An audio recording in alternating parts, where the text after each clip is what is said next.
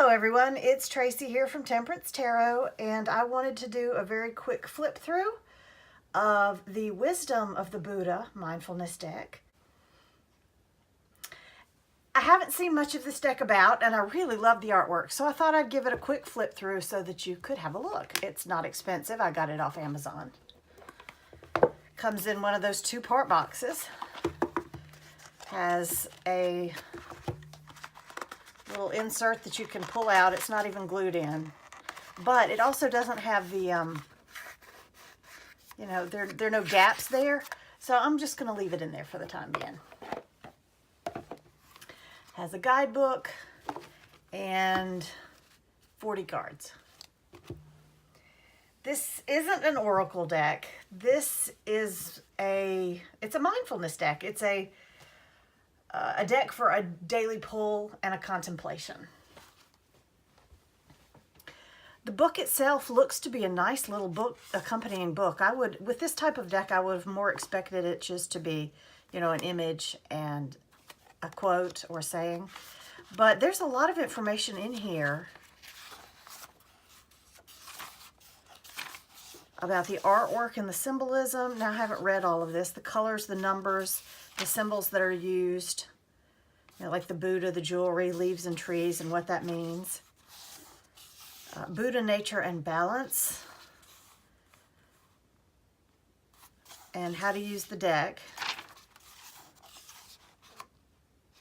And it goes into the, get grounded sort of stuff. And then there's spreads, which surprised me a little bit. And then we move into the card meanings. And there are 40 cards. And then at the end, there's a glossary of terms and symbols.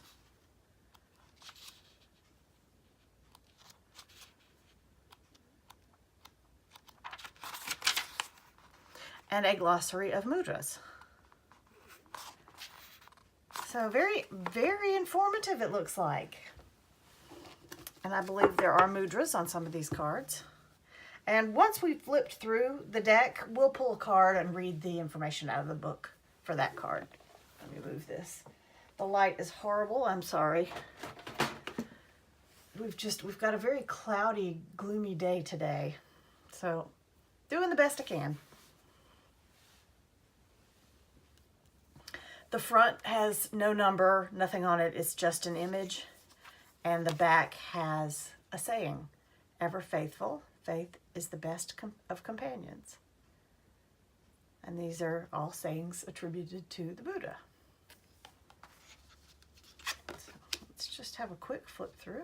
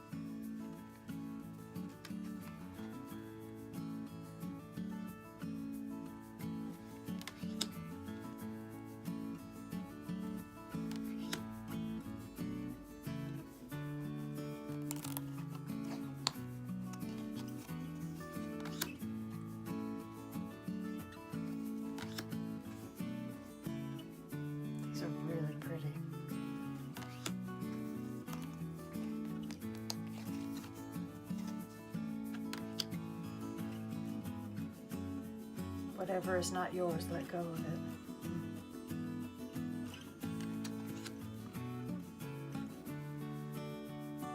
Happiness never decreases by being shared.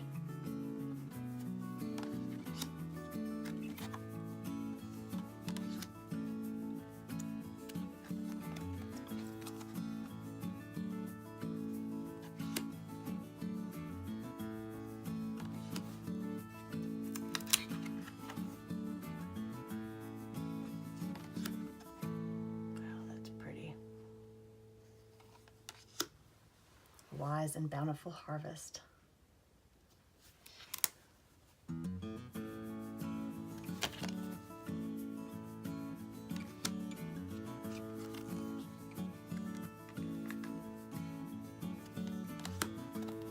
That one looks a little out of place.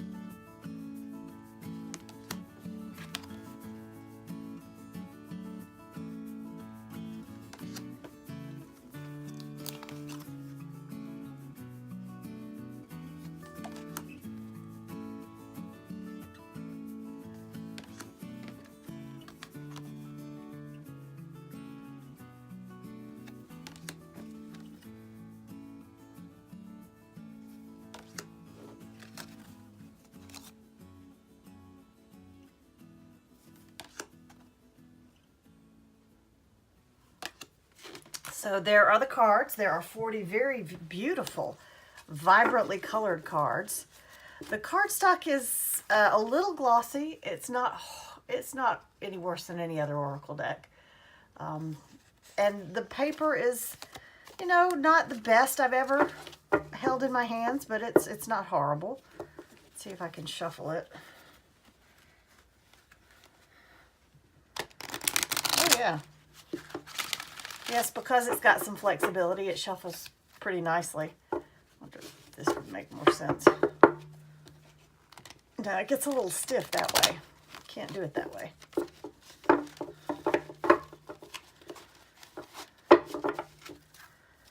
And then it's a little bit long to do it that way. But it's not sticking together. Now that I've pulled them apart, they're not sticking together. So it shuffles pretty well. Let's see what it says in the book. Let's pick this one. This is number 17, Unwavering Reassurance. You unfold to the best of your ability, Kuan Yin. You unfold to the best of your ability. That's very nice. So let's have a look at it in the book. Unwavering Reassurance, you unfold to the best of your ability. The student Mahatma asked, what are the steps that will lead an awakened disciple towards the self-realization of noble wisdom?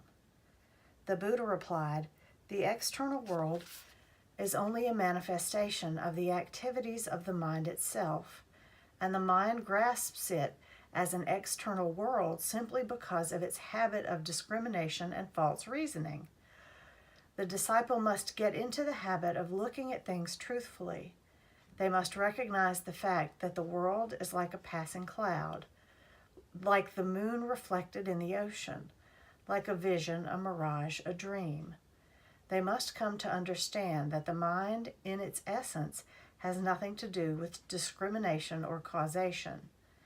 Therefore, let those disciples who wish to realize noble wisdom restrain from erroneous reasoning about such ideas as causation, rising, abiding, and destruction, and exercise themselves in the disciple of dhyana meditation. This will lead to the realization of noble wisdom. And this comes from A Buddhist Bible by Dwight Goddard. And then under that it says, cleanse yourself of false reasoning and allow the discipline of meditation to refill your cup.